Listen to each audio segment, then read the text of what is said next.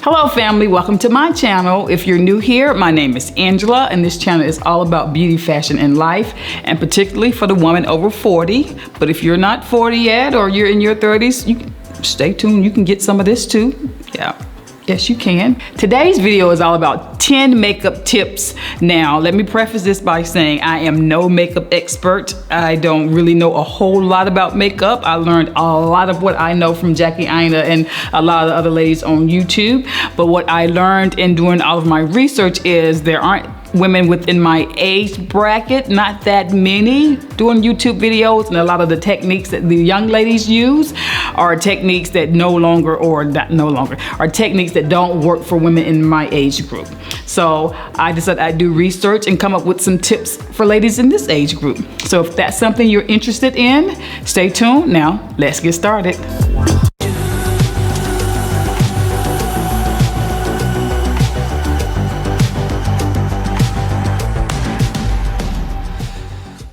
Tip number one is to keep your eyebrows groomed. Now your eyebrows frame your face, so when they're not groomed, it just kind of makes your entire makeup not look so put together.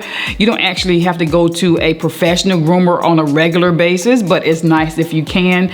Since they're professional and they do eyebrows all day, every day, they know exactly how to shape those eyebrows for your particular face and based upon how your eyebrows grow. But if you go and they shape those in between those appointments, or if you can't get there now because of you know who, just learn how to shape them yourself. Just keep those hairs out of the inside, and so that it just kind of frames your face very nicely. You can keep those hairs out with a disposable brow eraser. You can keep those brows groomed with a disposable brow groomer or an electric brow groomer. I'll have some links in the description box below for both of those. You've seen the disposable ones. They have them at the beauty supply stores, Walgreens. They have them kind of everywhere. I get mine from Amazon, or you can get yours from Amazon. I'll put a link below. Or an electric one that just kind of like an electric razor, but it's made for the eyebrows. Regardless, whatever you use, just keep those eyebrows framed. Like for some people, they don't like to wear a lot of makeup, but if you have your eyebrows done and you just do a little lip gloss or light lipstick and a little powder, bam, you're gone out the door. Once you've gotten your brows groomed, don't forget to fill in those spaces that you need extra coverage. You can use a brow pen. You can find those anywhere, or you can use a brow pencil. They're really everywhere. My two favorites are Stud by MAC, and I've been using that for years. And also I've recently found this new microblading pen. I really like that. I use that always for my YouTube videos, but it's very precise. And the Stud, I use it kind of fill in. The Stud is a dark brown, not black, and I really like that because it looks very natural and very neutral. The microblading pen gives very precise lines, and I also like that. So I use the combination of the two on a daily basis. Tip number two is to moisturize. You should be moisturizing your skin every day already, but you really need to moisturize your skin prior to putting on your makeup. It just sets your foundation and sets your makeup really well. Put your moisturizer on and let it dry a little bit. Let it soak into your skin so it makes your skin soft and dewy and makes it ready for your makeup application. Tip number three, to avoid the mistake of tip number four, is to use a color corrector. Make sure you use a color corrector that's made for your particular skin shade. I use an orange color corrector. I've tried numerous brands, expensive brands, inexpensive brands, and I just keep always going back to, oh shit, what's the name of that? Tip number three is gonna help make tip number four possible. Always use a color corrector. You can use color correctors to color up your blemishes, and you don't need a lot. Make sure you find one that's appropriate for your skin shade. Mine happens to be an orange, and you don't need a lot of it. I always put it on the back of my hand and warm it up so that it just melts into my skin. You take that and you put it on your blemishes. I don't have blemishes, I just have really dark skin, so I don't have a lot of acne. I've never had a lot of acne, but I do have dark circles under my eyes, and I use just a little color corrector under my eyes every single day. It's amazing how much of a difference that makes. It just evens out your skin color so you don't see those dark circles, or if you have blemishes, you don't see the blemishes, and that way you don't have to use as much foundation. So always use a color corrector when putting on your makeup. Tip number 4 is to use the least amount of foundation as possible. Because you've put in the groundwork and used the color corrector to correct your dark circles or your blemishes on your skin, you don't need as much foundation as you probably think you do. So try to use a lighter or lighter coverage foundation all over your face, and that way your face doesn't look heavy and it's not weighing your skin down. And also, because we're older, typically our skin is drier, so you don't want to use a mattifying foundation unless you have really oily skin, and in that case you use the mattifying foundation in this T-zone, and you can use a different foundation for dewy skin around the perimeter of your face. So just remember, a dewy foundation and a little amount goes a long way, looks best on women in our age group. Tip number 5 is using the least amount of powder as possible. The more powder you put on your face, the heavier your skin looks, and then at 40, 45, 50, you start getting wrinkles, and the powder settles into the wrinkles, and it just makes your face just look cakey. And that is something you do not want. Do not, and I repeat, do not bake under your eyes if you're over 40. Just don't do it. All that powder just sits in and it just magnifies any imperfections or wrinkles or large pores that you may have on your face. So that is something you really, really do not want.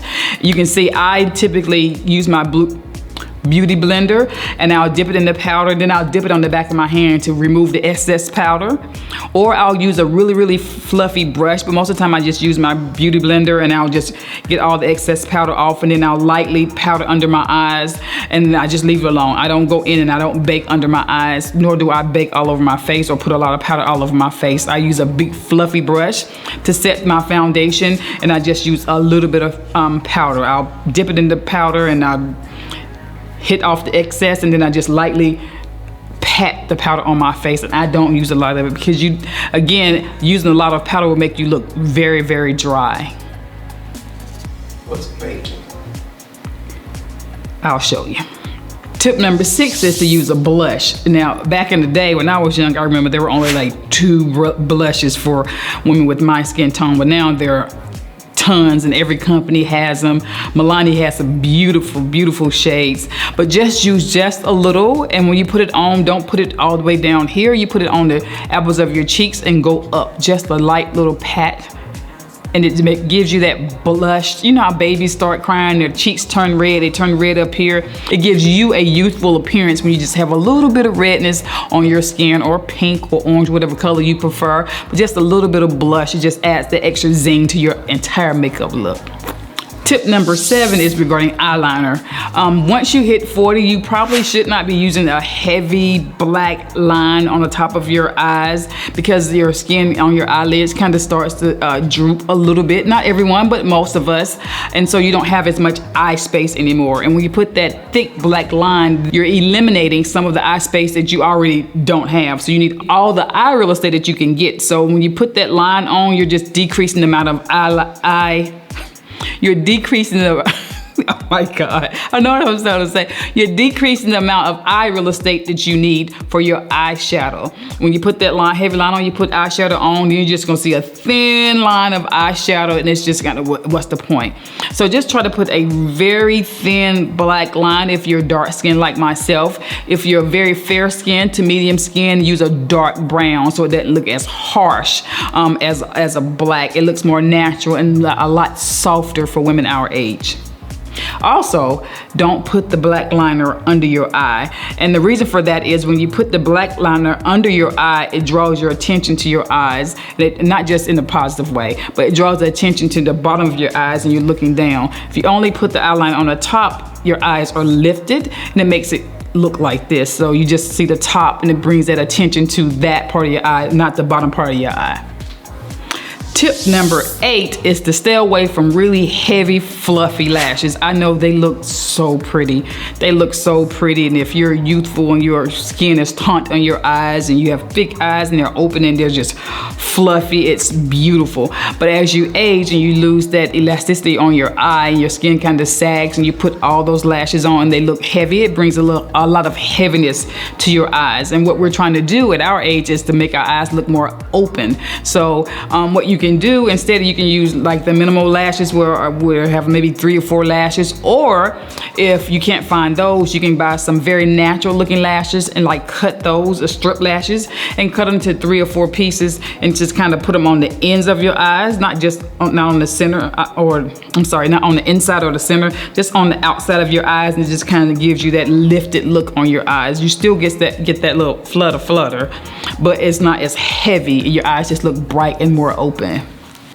Tip number 9 is to use matte eyeshadows. Not always, but for the most part, you use matte eyeshadows. They look more natural.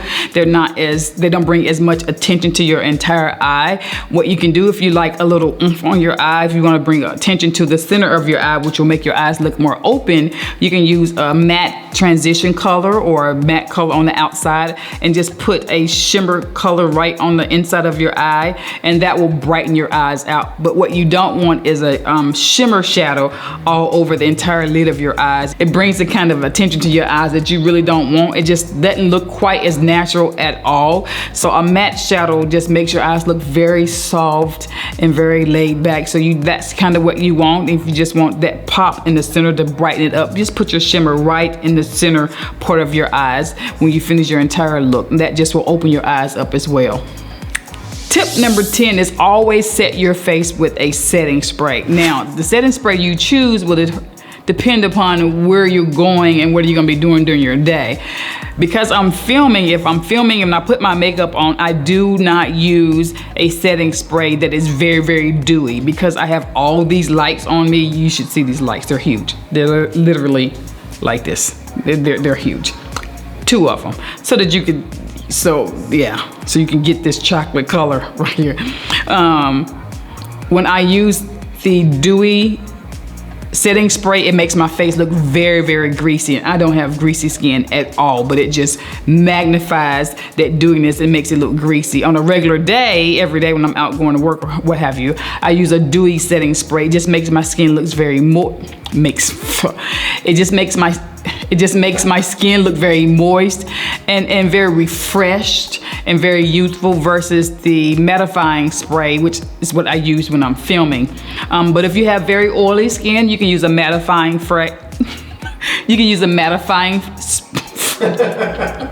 If you have very oily skin, you can use a mattifying spray, and that'll help keep the oil down on your skin. And the reason for setting your makeup afterwards is you don't want your makeup to be rubbed off very easily. If you set your makeup, it's kind of like putting a top coat on your nail polish. It protects the color and it makes it last a lot longer. When you don't use setting spray, your makeup by the end of the day, most of the time it's just gone. You've just rubbed it all off, or sometimes because your skin may be a little dry, may not be as moist as it needs to be, the product just kind of fall off. But a setting spray will help seal it all in, for lack of a better phrase, but it just makes it last a lot longer. And your skin type will determine the type of setting spray that you need. Well, that's it, family. I really hope you enjoyed this video. If you'd like for me to do another video and elaborate a little bit more on what I'm discussed in this video, or give you more makeup tips, then please leave me a comment below. I would really, really love to hear your thoughts about that and get your comments regarding whether you'd like for me to do another video. And if you enjoyed this video and you enjoy my channel, please hit the like button, and if you haven't subscribed yet, go ahead and hit that subscribe button, and share this video with your friends and your ladies in this particular age group, or anyone that you think could benefit from these makeup tips. Thank you, and have a blessed day. Bye-bye. You want some of this? This feels good. Want some? Why? What? It's just moisturizer. No, I don't want that. Come here, get some moisturizer. No, Come I don't on. want it. Come on. No. Why do you do that to me? I don't want it.